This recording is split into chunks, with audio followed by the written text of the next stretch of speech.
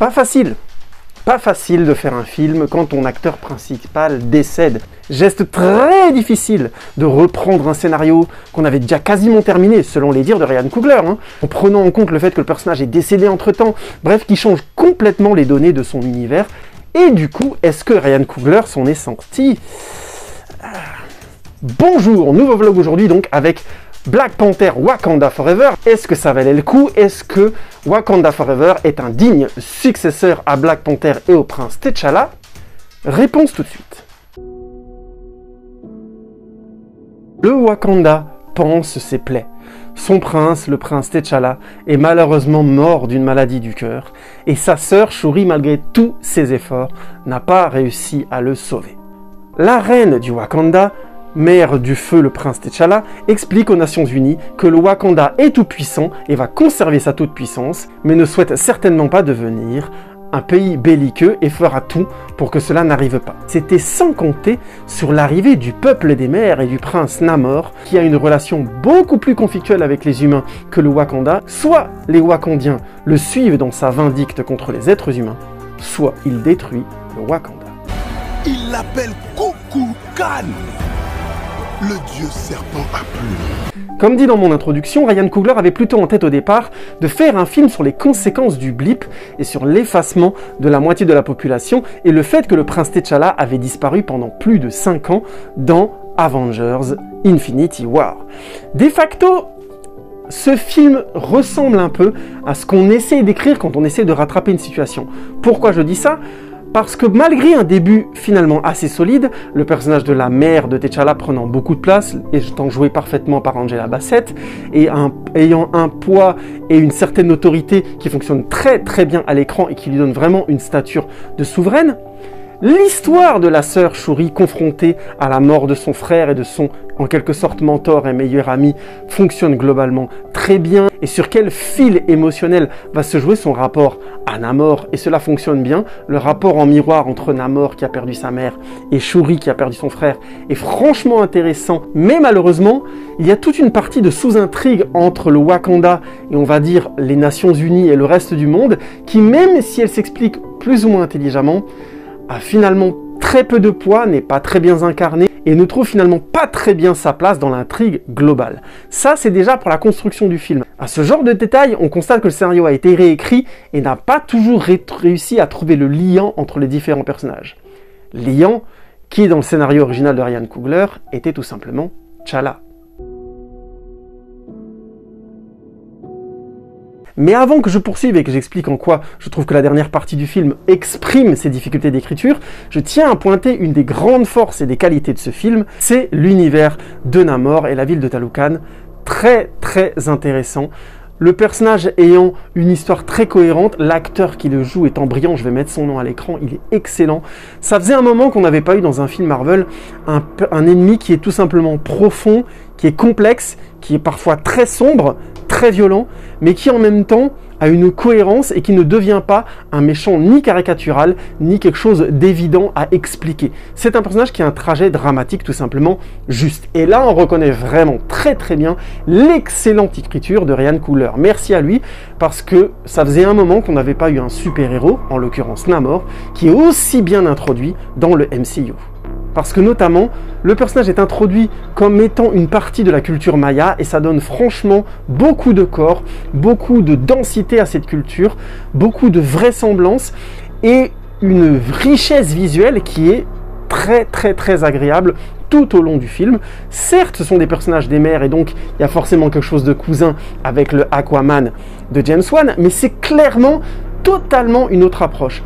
Chez James Wan, on avait un peuple des eaux qui était plutôt pensé comme un peuple fantastique, presque un peuple de l'espace, alors que chez Ryan Coogler, il s'agit vraiment d'utiliser le peuple des mers pour parler de la vie et du destin terrible des populations mayas et de l'Amérique du Sud, et ça fonctionne extrêmement bien, le personnage de Namor étant évidemment empli de vengeance.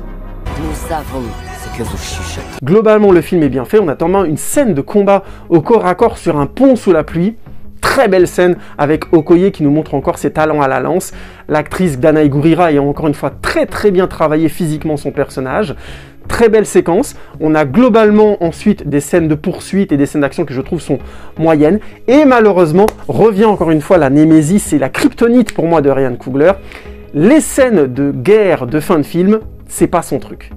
Il ne sait pas comment y mettre de l'enjeu, il ne trouve pas le bon équilibre pour que les enjeux émotionnels et les enjeux de la guerre se rejoignent. Dans Black Panther 1, Black Panther était finalement éloigné avec son adversaire, loin du lieu de la guerre, et les deux histoires se résolvaient chacune de leur côté. Et c'était au final un éloignement qui ne faisait pas du bien au raisonnement dramatique du film, parce que ça éloignait les enjeux, ça éloignait les personnages, et ça donnait l'impression qu'on avait suivi certains personnages pour qu'ils restent finalement très secondaires, ce qui est en général une mauvaise idée. Il vaut mieux que les personnages soient ensemble et résolvent les choses ensemble. Ce qui cache le fait que certains sont secondaires, ou tout simplement, ça rehausse la valeur de ces personnages dans l'histoire. Et je vous le donne en mille, il nous a refait le coup dans Black Panther. Notre cher Black Panther de ce film-là s'éloigne pour de bonnes raisons stratégiques pour combattre le méchant du film pendant que la guerre se passe entre Talokan et les personnages de Wakanda. L'idée est intéressante, mais en termes de mise en scène, les personnages du Wakanda sur un lieu qui est un poil trop étriqué, ce qui fait que ça ne laisse pas beaucoup de place à des idées de mise en scène. On en a quelques-unes. Des petites idées volées notamment au film La Grande Muraille avec Matt Damon, mais je dis ça juste en passant. Mais globalement, pas de très bonnes idées. Même le personnage introduit de Ironheart n'apporte finalement pas grand-chose en termes de mise en scène. J'ai pas dit en termes d'histoire, c'est intéressant. En termes de mise en scène, ça reste une scène de guerre avec des super-héros relativement lambda, et c'est ça qui est décevant. Parce que là, je me permets de recomparer, la scène de fin de Aquaman, c'était un bordel de guerre absolument fou, mais il y avait une idée par plan, et c'était très spectaculaire. Beaucoup plus que la scène de fin de Wakanda Forever.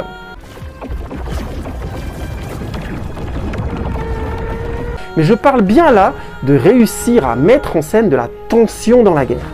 Je suis désolé, dans cette scène de fin, on a peur pour personne.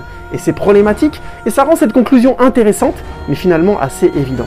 Et c'est exactement ce qu'on veut éviter quand il y a une grande scène spectaculaire. C'est une bonne scène, et ça conclut l'histoire de manière satisfaisante. Est-ce que pour autant ça augmente l'intensité et ça permet une conclusion satisfaisante? Non, et notamment à cause de l'écriture. Et je retombe donc sur mes pattes. Le scénario a été réécrit et ça a été très compliqué pour Ryan Coogler. Et la conclusion est un peu poussive. Ce qui pousse le personnage de Shuri à agir pendant l'histoire est plus ou moins une histoire de vengeance qui est défaite par un personnage, et en fait, paradoxalement, ça ne pouvait pas être défait par ce personnage-là. Mais je vais être précis, dans le lore de Black Panther, tous les Black Panthers peuvent se retrouver au moment où ils deviennent Black Panther. On les enterre et ils arrivent à rentrer en contact avec les morts, et notamment ceux qui ont été Black Panther avant eux. L'idée est très intéressante et permet du coup des grands moments dramatiques de se faire. Dans le premier film, c'était entre T'Challa et son père.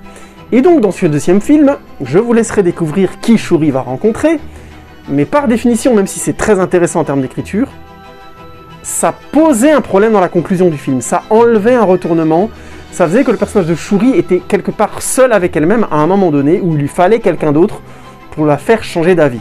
Et c'est là qu'on voit que le scénario s'est pris les pieds dans le tapis lui-même. Si l'idée de faire s'éloigner Black Panther pour des raisons très intéressantes que je voulais découvrir dans le film arrive logiquement dans l'histoire, elle crée un autre problème, c'est que Black Panther est tout seul. Et si elle est tout seule, par définition, elle ne peut plus qu'être contactée mystiquement. Et ça ne fonctionne pas. Ça ne fonctionne pas parce que elle ne peut pas être remise en cause par ce personnage-là, il n'y a pas de raison juste à ça, ça arrive un peu comme un cheveu sur la soupe. Je ne vais pas développer, mais globalement, la conclusion ne fonctionne pas. Le personnage d'Okoye a une fin de trajet assez étrange, une récompense grosso modo super-héroïque qui finalement arrive de rien, et qui n'a pas grand intérêt par rapport au trajet du personnage. Le personnage du chef des Jabari, lui aussi, a un trajet intéressant dans son rapport avec Shuri, mais ça reste un petit peu un peu plat. Il y a juste le personnage de Nakia qui finalement a une conclusion logique à son rapport à T'Challa et à Shuri. Mais globalement, l'histoire a un peu du mal à se conclure logiquement et à ne pas forcer les traits de son propre univers. Ce qui prouve bien qu'au niveau scénario, pour Ryan Coogler, c'était presque trop dur de réécrire ce film. Est-ce que ça fait de Black Panther un mauvais film et qu'il ne faut pas le voir? Absolument pas. C'est un bon film de spectacle avec vraiment une scène de baston notamment très bien dedans. Rien que pour l'univers de Namor, le film est à voir de toute façon.